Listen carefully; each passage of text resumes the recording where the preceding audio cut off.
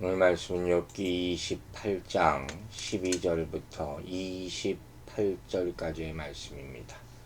12절 말씀부터 보겠습니다.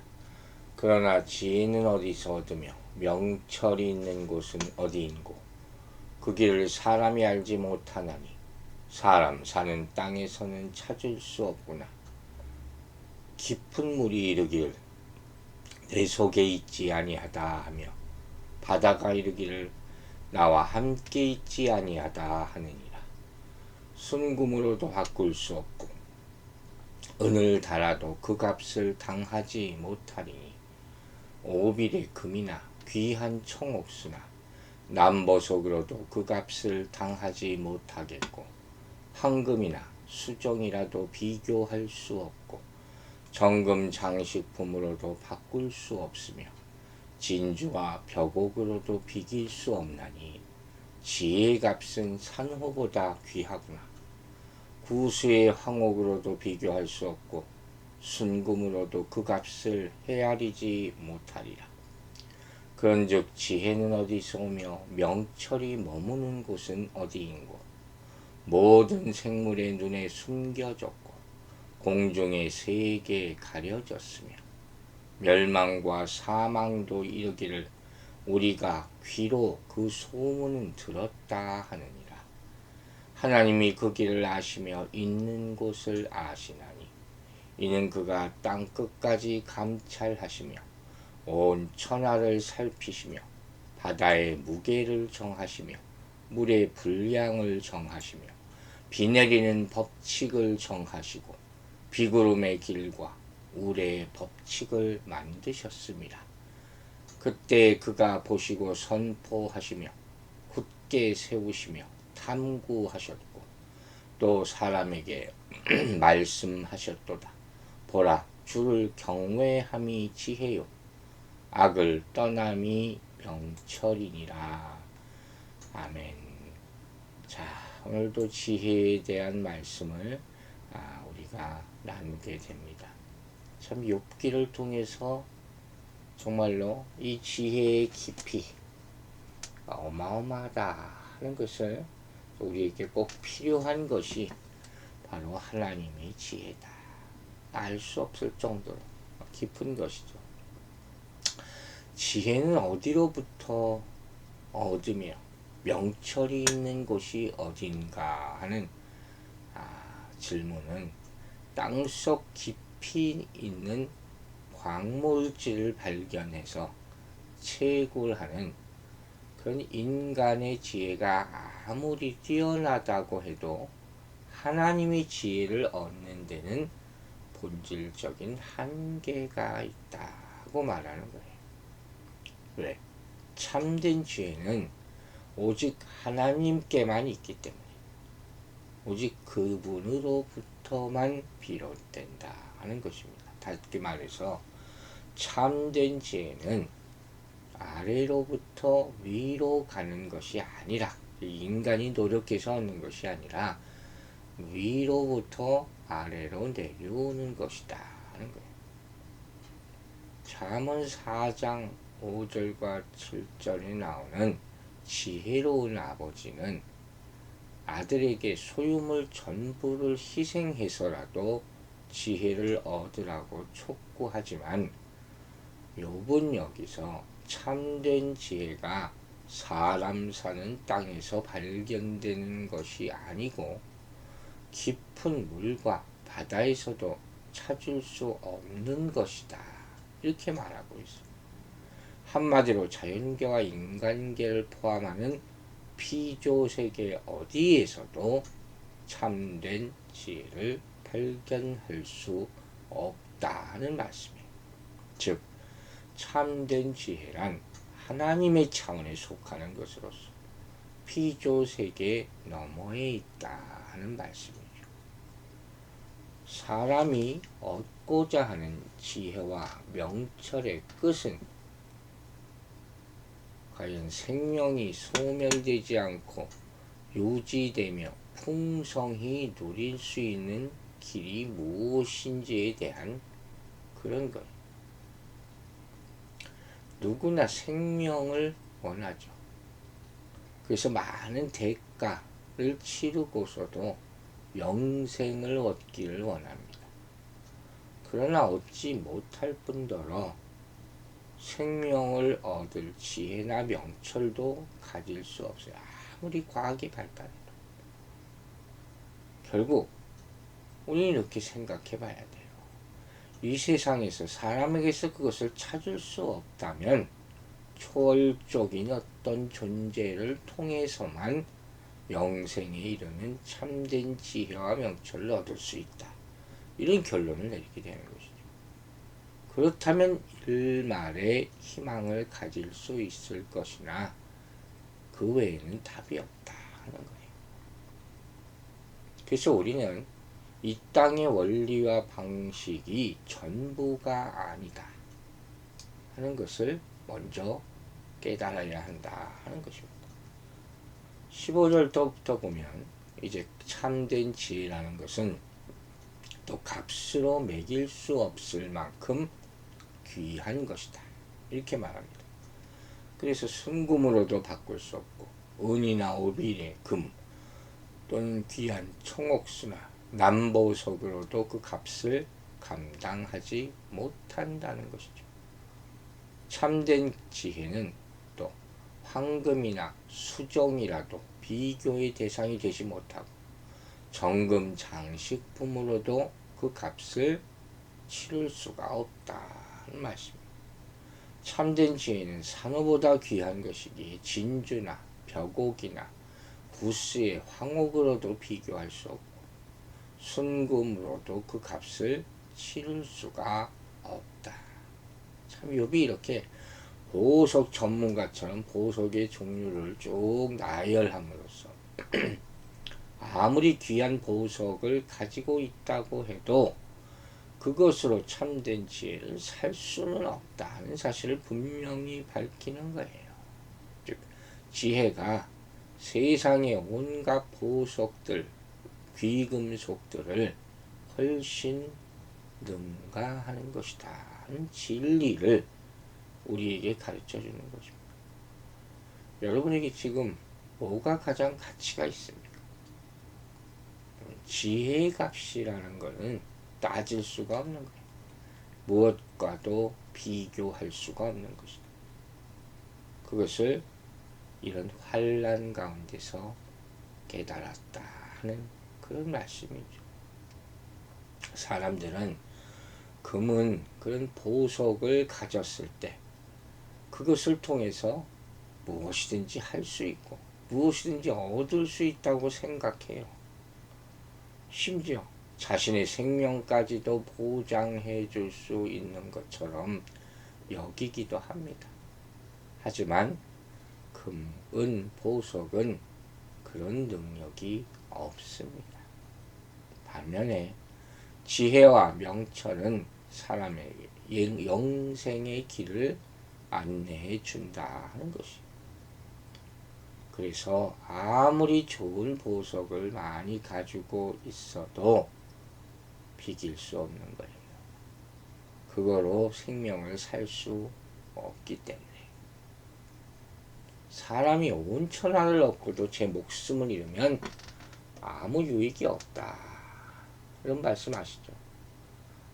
이렇게 생명을 보장할 수 없다면 아무리 크고 넓은 땅을 소유하고 아무리 많은 보물이 있어도 다 무용지물이에요.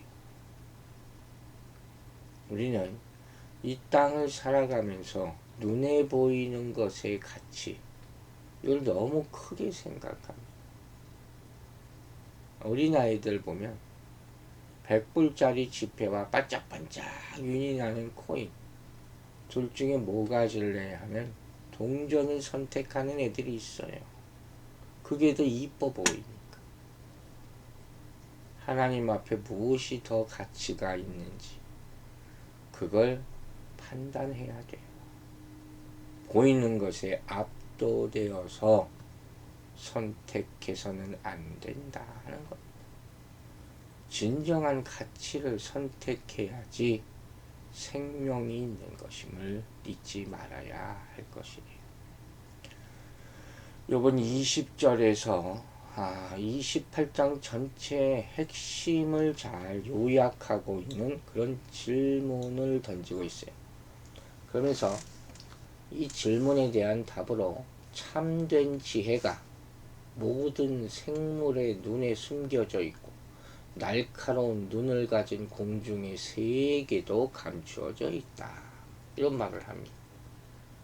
멸망의 구덩이와 죽음조차도 참된 지혜가 있다는 소문만 들었을 뿐이지 그것이 실제로 어디 있고 어떻게 얻을 수 있는지에 대해서는 알지 못한다고 말하고 있는 거예요. 20절에 질문하고 21절과 22절에 이렇게 답변을 하는 것으로 봐서는 참된 지혜의 자리가 생명을 가진 피조물의 눈에만 감춰진 것이 아니라 죽음의 세계에서도 감춰져 있다는 것을 알려주는 것이죠. 삶과 죽음의 모든 세계, 즉 세계 온 세계가 지혜의 자리가 어디인지 알지 못한다. 그 길을 찾지도 못한다. 소식만 들을 뿐이지, 이야기만 들을 뿐이지. 이야기는 많죠. 어디 가면 영생에 뭘 찾을 수가 있어. 그죠? 이 세상에는 모른다는 거예요. 죽음의 때가 이르러서야지 결국 그때 가야 깨닫는 인간 지혜의 한계를 말하는 겁니다.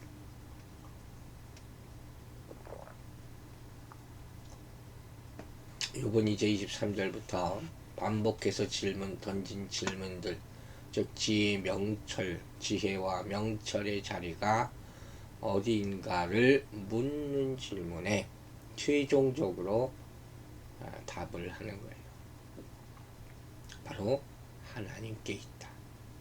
그분은 만물의 주인이시기 때문에 오직 그분만이 참된 지혜에 이르는 길을 아신다. 그렇게 말하고 있어요. 욥은 하나님만이 참된 지혜의 길과 진리를 아시는 이유를 뭐라고 합니까?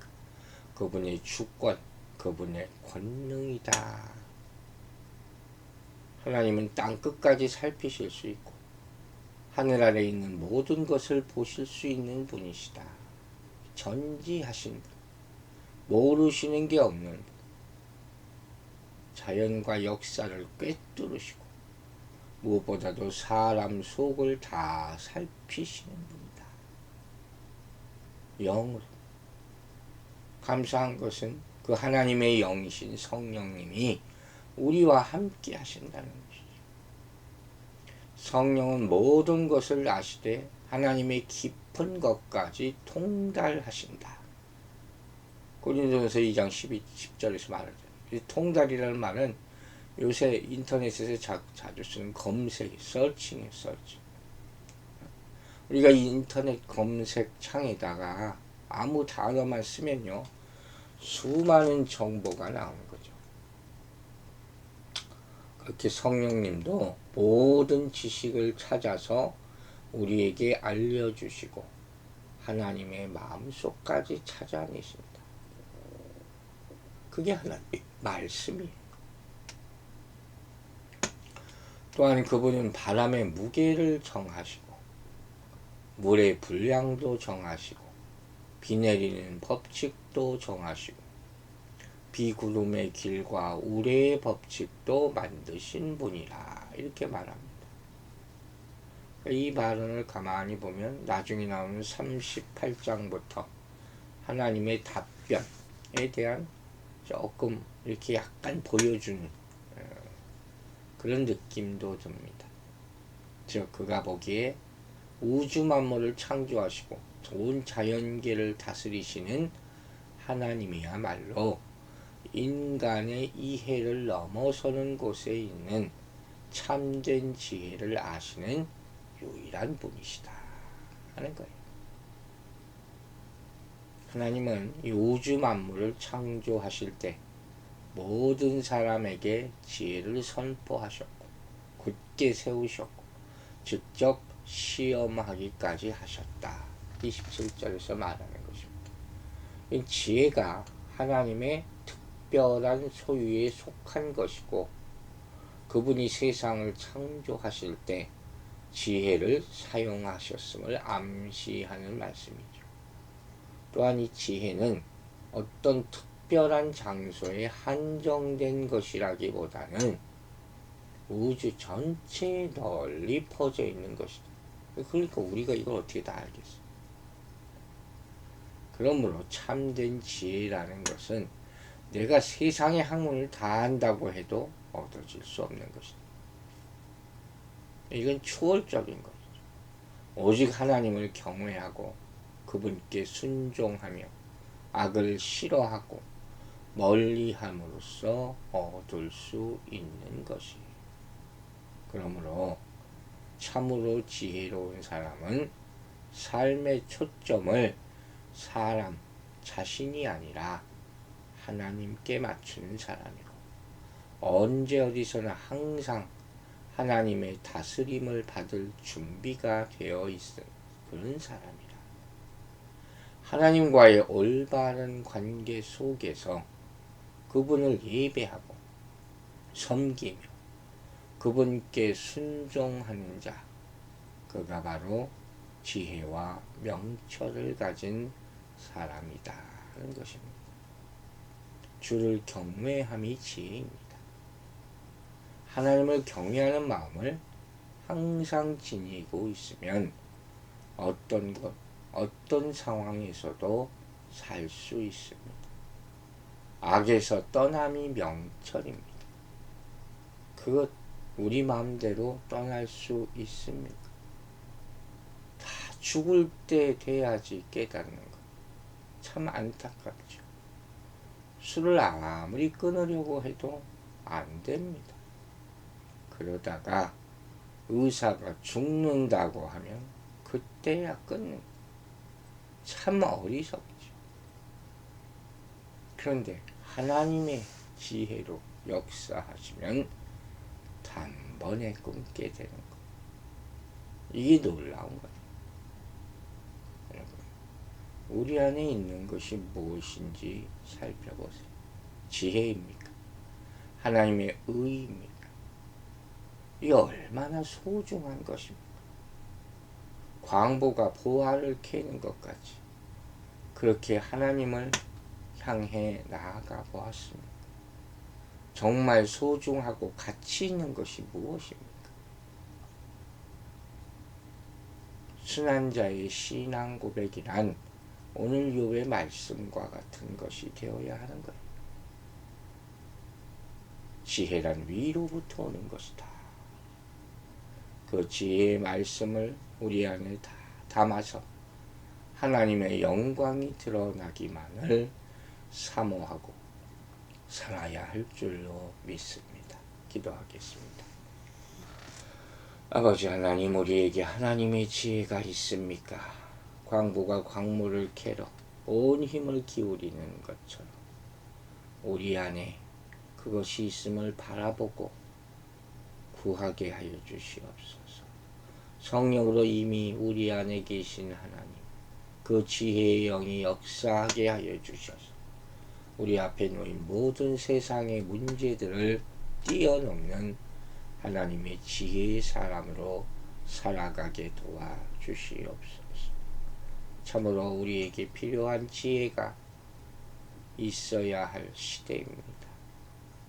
분별력이 필요하고 악 이기는 지혜와 능력이 필요하고 유혹을 이겨내는 그런 능력이 필요합니다.